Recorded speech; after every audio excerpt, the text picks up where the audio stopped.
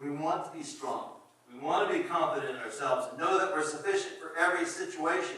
We want to be people worthy of honor and respect by those that are around us. We want people to hear us and understand us and believe us just because of who we are. But there's this thing in us. This thing in us that is a crack in our armor. And we have to ask, really? Really, is that who we are? Is that how we want to act? How do we face people after that has been us? After we've had that experience of failure, after we've revealed the cracks in our armor and in our pottery, how do we face people and say, come know this Jesus that I know? Come meet this one who's made a difference in my life. And you just know they're going, great, that's what I want. Not so much. You see how that is? How do we deal with it? I want you to know, you are not the treasure. But God placed the treasure in a clay pot, so that he can display the glory of the treasure in comparison to the vessel. Isn't that great news? It is great news. He's made a place. You see, it's about real people. Us, with real problems and real emotions in a real world. And we are under pressure. Paul says it very clearly. He says we are pressed. We're compressed. We're smashed down. We're pressed in our work environment.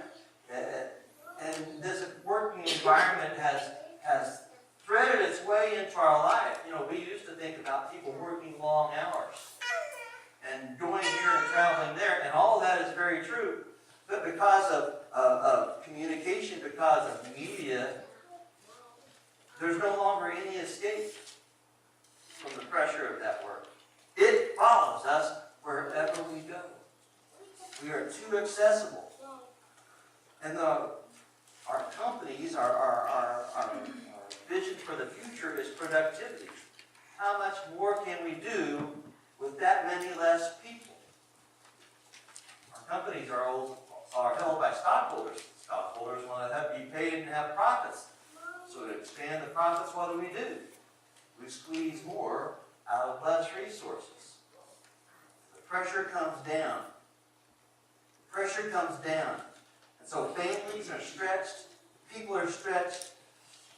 People move for their working career, and they find themselves isolated from what should be their support structure, their mother, their father, their brothers, their sisters, their aunts, uncles, cousins. All of those people that we belong to and are there for us when we need them, because we move so much, they're not there.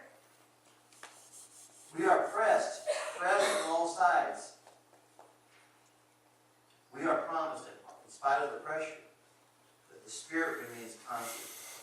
And difficulty makes us squirm, and it breaks our heart, and it makes us fearful, and yet God is there, even though life is so hard. We're that cracked pot. We are under pressure, but in our heart there's a treasure that makes it all work, even when we fail. I read from Ephesians, the first chapter, a while ago, and I want to reread that. He says, I pray that the eyes of your heart may be enlightened, in order that you may know the hope to which he has called you, the riches of his glorious inheritance in his holy people, and his incomparably great power for us who believe. That power is the same as the mighty strength he exerted when he raised Christ from the dead and seated Jesus at God's right hand in the heavenly realms. This is the power he's talking about. A treasure in a jar of clay. Paul writes, we carry around in our bodies the death of Jesus Christ. The death of the one. Because of his sacrifice for us, but also in the reality of what's going on with us. I'm on the email list for all of the team members that are with the Kirkendalls in South Africa.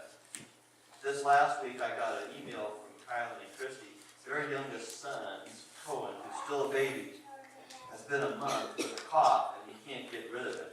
And it seems to get worse and worse and worse. And the last time they were with the doctor is saying things about the hospital. And it just seems like one of those moments that is spiraling into trouble, along with the pressure of everything they're doing. And then there's their teammates, Andres and Andrea, who have now gone back to Argentina, from where they're from, because their baby was sick. They had a baby who was born with Downs. Now that baby has died back home. Then there's Jamie, a single woman who's worked on the team, who was assaulted as she went through town in Tunis, abused. She got away without being killed, and still remains there. Then there's Bryce and Susie Runyon, whose little Imogene was born at 2 pounds and 4 ounces. And they're struggling to get her healthy enough to get back on the field and work again. And then there's Luke and Carissa Kimmels, the Kimmels. They're expecting their second child, a little boy by the name of John Simeon, but he has a heart defect. The heart is forming outside of his chest. It's rare and 100% fatal.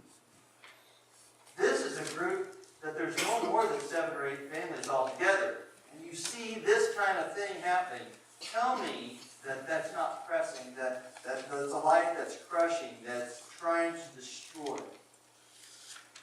And most of us live in a world of crisis, whether it's at work, and the pressures that are going on, the economic crisis that we face, the illness of a child, the loss of a loved one. None of us have escaped these things. It's all there. Paul says we carry around in our body the death of Jesus Christ so that we can demonstrate his life, his resurrected life in us. He died for us, so we have this new resurrection. We have this hope of a new world that we will wake up to in heaven. But we also have a hope in this life that God gives us the power to live. And so we do not despair. We are not crushed. We are not destroyed. But in Christ we live. More than ever before, God gives us power.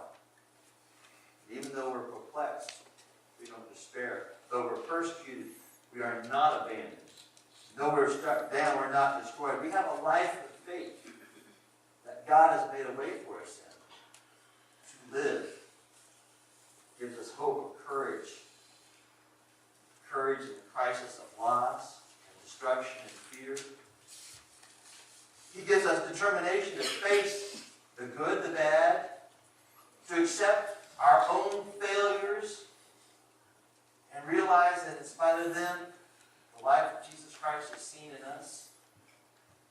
And we are redeemed even from our own foolishness. We have confidence as we face death, and the prospect of death, that there's a God who is greater than death and makes a way for us. We have a clay pot view of our lives. We feel cheap. We feel easily discarded, as if when people turn their back or things don't go our way, we've lost everything that was ever meaningful to us. But the truth is, the one constant in every believer is God in them, God in you, Christ in me. He makes a way for us to live life fully, overflowing with the knowledge of his presence and his purpose. That he is not through with us, even though we fail, even though we're beat down, even though so many things have gone on. God is not through with us because he is there, faithful and true. You are invited to step out into this world as his person, as his child, unique in your character, but like every other Christian, with his presence, his power in you to make a difference. And there's a world that's hurting that needs you. Good and bad. Strengths, weaknesses, victories and failures. In all of these, we demonstrate how God works and gives life and purpose in a broken world. And you're invited to be a part of that. There are many places that we need service. Our community around us, in our church, we've got so many young people right now that we need together our strength up to teach and to lead and provide the things that they need that are appropriate for them. And there's a lot of work in that. It's a dedication. It calls for people who will give not just a few weeks, but years of their lives in this kind of service. But that's how we expose Christ in us. That's where it's seen. Not in sitting with our hands full as a church, which is, that's good. Don't get me wrong, that's good. We see Christ at work in real life, day to day, minute to minute, in people's lives. He's calling on us to exercise that gift He's given. Now, our invitation to Him is where He leads me. Where He leads me, I will follow. That's what He wants for us. To be a people who walk with Him and walk His way. And in that, and even in the failures of our life, we expose His power and glory to those who need it so badly. He's calling us as His people, dedicated